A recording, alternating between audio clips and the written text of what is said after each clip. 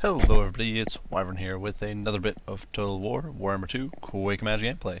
This time around, we are playing as the forces of Chaos, defending our home turf in the Northern Chaos Wastes against the forces of the Empire. And seeing that I was going up against Empire, I really wanted to try out a bit of a silly build and just try out the Chaos Skirmish Gavin, really give him a proper shot against Empire.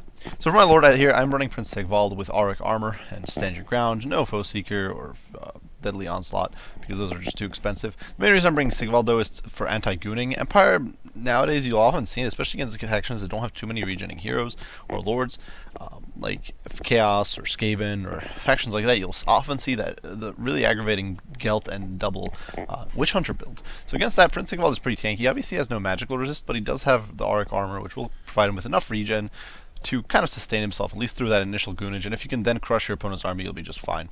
For the rest of my army, I do have a hero, Chaos Sorcerer of Shadows. Originally, I wanted to bring a Chaos Sorcerer Lord of Shadows to cut down costs even further, but I just wasn't really able to do that with the knowledge that my opponent could potentially goon me. So, the only spells I brought was Penumbral Pendulum to disrupt the enemy backline, and Enfeebling Foe to disrupt specific targets, Melkoth's Mystify and Massimo for the slow, and then Smoke and Mirrors to slow down to get the benefit of kind of extra mobility on some of my faster units here, just to kind of catch up to my opponent's troops if needed.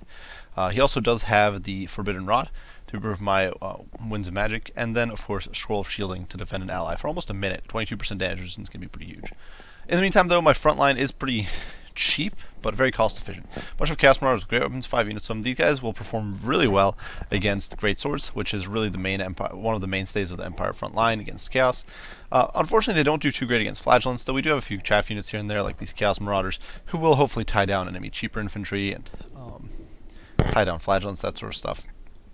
And with the help from, for example, Melkoth's Mystify and Miasma can kind of beat up on Flagellants kind of effectively as well. I also do have a bunch of Skirmish Gavin. You can see 2 units of Marauder Horsemasters on one flank, and then 2 units of Marauder Horsemen with Throwing Axes on the other, backed by 2 units of Dragon Ogres. And the Dragon Ogres, of course, have fairly low armor. They're very, very squishy, but they do cause fear. They do have a great bonus against large. 110 weapon strength with armor piercing, and the bonus against large, I think, is pretty good too. We're going to try to look at it right here. 26 bonus versus large, it's pretty great. Not on par with, say, Demigriffs, but definitely very solid. And they do have a lot of HP, so they can definitely tank and do quite a bit of hurt.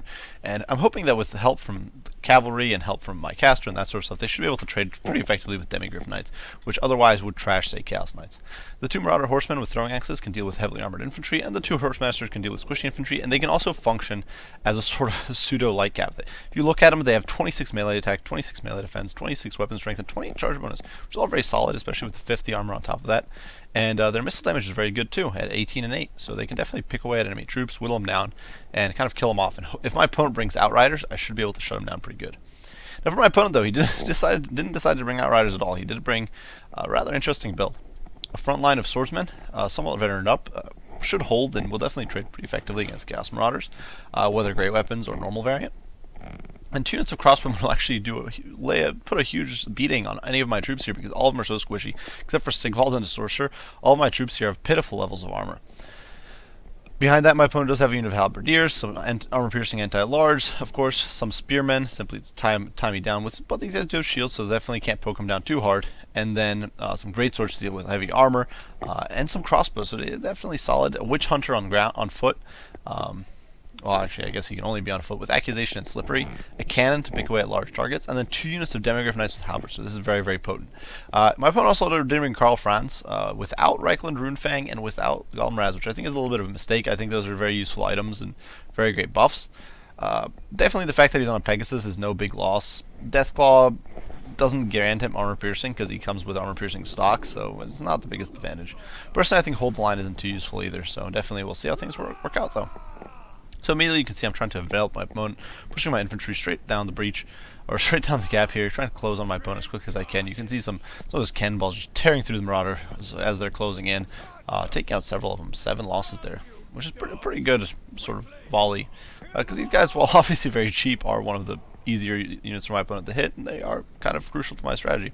Over here, unfortunately, I do have a lapse in micro, and these poor Marauder Horsemen take a nasty peppering from the crossbows, though I do immediately pull them back afterwards. Over on the other flank, in the meantime, you can see my Marauder Horsemasters picking away at these crossbows, getting 5 kills. You can see that high weapon strength on those guys, definitely putting a number on them, and then we immediately do withdraw having picked away at 8 models on those crossbows, so definitely not bad. The demigriffs get greedy and they try to pursue, and you can see they're going to have a very bad time as they get caught up on the marauders, they get surrounded, and now they're going to get torn apart. With only 30 melee defense, they're not going to do great against a 34 melee attack on the marauders, and we're actually going to pour some withering flanking fire on these guys from the marauder horsemasters. The marauder horsemasters do have that 8 AP damage, and so against the demigriffs they'll actually do some damage. You can see them just chipping away, those javelins flying in, and some of those demigriffs are just riddled with javelins. Over on the other flank though, you can see the infantry going in. This other unit of demigriff knights once again getting caught up on the infantry as they were trying to flank, and now my chaos sorcerer is in there, the dragon ogres are pushing in, I'm debuffing them with enfeebling foe and Melkosmos Defy Miasma, getting that boost from smoke and mirrors, just trying to catch them at all costs. So obviously my infantry is muddling me up a bit. Fortunately, those crossbows should keep firing, so that's definitely a big problem. Over here, Sigvald is in the pits, slugging out with these swordsmen. The marauders obviously won't do very well against the great swords, so we'll see how that goes. But on the other flank, the swordsmen are being collapsed. These demigriffs are getting baited away. You can see those javelins just getting chucked in their faces, and you can see some of them have javelins sticking out of those breastplates or whatever they are, the chest plates on the demigriffs. And they're just getting torn to shreds, so definitely pretty brutal stuff. On the other flank, the 2 dragon ogres just gooned these poor demigriffs, beaten into the dust with the help of that chaos sorcerer of shadows, and now we are on the hunt, trying to shut down the rest of my opponent's force. 2 dragon ogres do kind of zone those guys away. Dragon ogres aren't the most mobile units by default, but they can do a little bit of damage. Over here you can see Melkosmos Defy Miasma. I'm just trying to make the most use of my magic that I possibly can. I have already used the Forbidden Rod once now, I do believe, and you can see I'm just trying to debuff my opponent's troops as much as possible, and now we are going to cast a Penumbral Pendulum. So it does quite a bit of damage here to the Great Swords, definitely beats up a little bit on the Chaos Marauders, and I did manage to get Sigvald clear. He was getting beaten down pretty badly by Carl, so I do try to pull him over to this pocket of infantry just to protect him from this sort of push of my opponent's infantry, which has collapsed my poor Marauders. In the meantime, though, my throwing axes are going to start pecking away at the great swords. You can see they're getting torn apart by the high AP values. I do believe it's like 21 armor piercing. That's actually way higher than even I expected, so definitely very potent. Over here, Sigvald is in the pits, slugging out with Carl. Sigvald, once again, with decent melee stats, should be able to trade pretty effectively, and you can see those throwing axes just picking away at the great swords. Over on the other flank, I'm running away from the spears with the dragon ogres. I don't want to be fighting them. Over here, enfeebling foe has gone down the great swords, trying to debuff them, make them easier victims for my marauders, because great swords don't have the best stats to begin with. And in the meantime, on the flank, the marauder horsemasters are trying to sneak around and peck away at my opponent's troops, pick apart these halberdiers with some volleys from the flank. Definitely doing quite a bit of a number on them. Over in the pits, Sigvald is getting gooned by Carl, and I really can't defend him very well. The Chaos Marauders are kind of buckling. The great swords are in there. They're much more powerful than these guys, and they're actually they're decently able to pick on Sigvald as well. You can see though in my turn I'm throwing some throwing axes into the fray, trying to pick apart those great swords as well as Carl. I do believe I actually had to target on Carl at this point, just trying to knock down his HP because my opponent obviously has no healing. So if I can get Carl off the field, I will be in a very good spot. Unfortunately, my infantry is really buckling. You can see some cannonballs flying around. My marauder horsemasters are zoned away by those annoying spearmen, and they're kind of forced to retreat here. But they are still kiting. They've still got quite a bit of ammo, and they're just picking these spears apart slowly but surely, even as my infantry corps kind of collapses. Over here, against my opponent, I am casting an ability, enfeebling foe on these great swords, just trying to save Sigvald as best as I can, but I'm not successful. Fortunately, though, Carl does get surrounded here by the dragon ogres, and he's going to get beaten down hard. You can see Carl's just going to get picked apart, and they're going to lay a whooping on him, and he's dead. And shortly thereafter, those great swords, they're going to fall apart as well, because they're just hit by that enfeebling foe. They're weakened a whole bunch, and they're just going to rout. Fortunately, I can't stick around for long because those halberds could really play a smackdown on these dragon ogres, so we do retreat. You can see over here my marauder horsemen with throwing axes also retreating a little bit. I'm just trying to disengage as quickly as I can, and it's actually going to be incredibly painful for me here. You can see with the penalty for losing Sigvald, with the penalty for retreating, because obviously if you turn your back to your opponent, you get penalties for that. My opponents and my units actually all rout.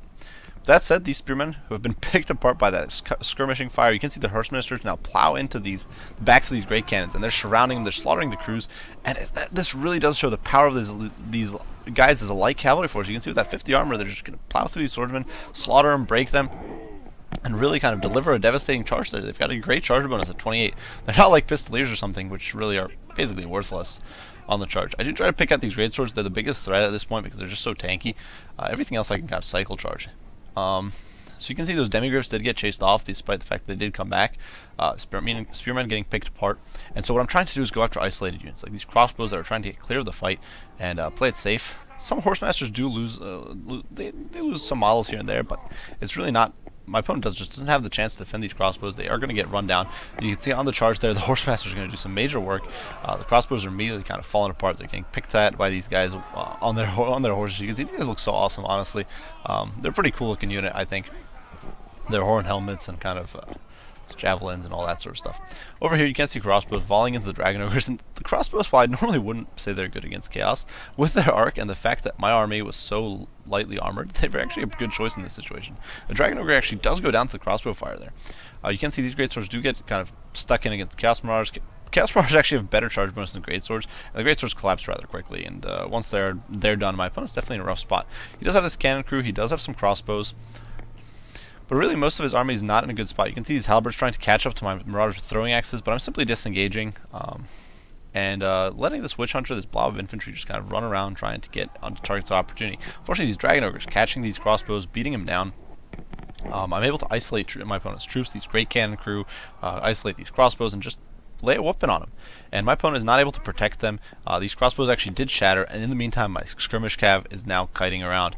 You can see these 2 units of Marauder Horsemasters are actually doing a great job, just because at this point they're out of ammo, and I'm trying to conserve the ammo in the Horsemasters for those great swords because they do have that armor that I otherwise struggle to deal with. Over here I do commit into this fight. I do manage to pick these guys apart somewhat effectively. The great weapons do push in here and get a little caught up. I don't think this was a major mistake on my part, pushing those guys in the first place. But nonetheless, things are definitely looking pretty good for me. You can see these halberds get caught by a rear charge from the Horsemasters. Despite their anti-large bonus, these guys obviously don't have great morale now that Carl's gone. They're still state troops, and they are going to get butchered here in the pits by those Marauder Horsemasters. So these guys are just doing a great job. While on the flank, the horsemen with throwing axes are going to run down the crossbows. And honestly, even the Marauder horsemen with throwing axes are not bad melee combatants. They have pretty good charge bonus at 24, decent melee attack, melee defense. They just don't have that same armor or quite that same weapon strength, but really they're decent as well. That's one of those things that I think people forget. You don't necessarily need hounds, for example, if you're really going to micro and maximize your value out of your Marauder horsemen. They're just such a flexible unit that I think people don't realize. So as you guys route, I'm sending my Marauder Horsemasters to really do cleanup, while over here I do try to goon out the Witch Hunter, who did manage to assassinate my caster, so definitely a little bit of a problem for me. I'm trying to goon this guy out, surround him, beat him down, but he does have 34 melee defense. The Dragon Ogres only have 32 melee attack, not the greatest charge bonus. They're not the most effective against infantry-sized models, so you can see they're definitely not doing a great job here against the Witch Hunter. They land a strike here and there, but I don't want to fight these spearmen, because I believe it or not, I actually think these spearmen could possibly take, with the Witch Hunter's help, all the 2 units of Dragon Ogres. So we're actually going to retreat, and I'm simply going to let my Marauder Horsemen with the throwing axes pick apart these great swords. So in a little bit of kind of a chase here, the Horsemasters mopping up those spears. My opponent's army in tatters, shattered. Over here, the Dragon Ogres get a little bit of charge into the spearmen, but then rout. You can see I do lose a model there, so definitely not easy. Not easy going, but finally we do get a pincer between some of my returning Marauders and the rear charge from the Dragon Ogres, and that is going to cause the shatter on my opponent's army, with really only a Witch Hunter remaining on the field. So this build isn't necessarily always the most competitive against Empire. Perhaps not. Had my opponent brought more Flagellants, specifically Flagellant builds, would definitely do a number on this army.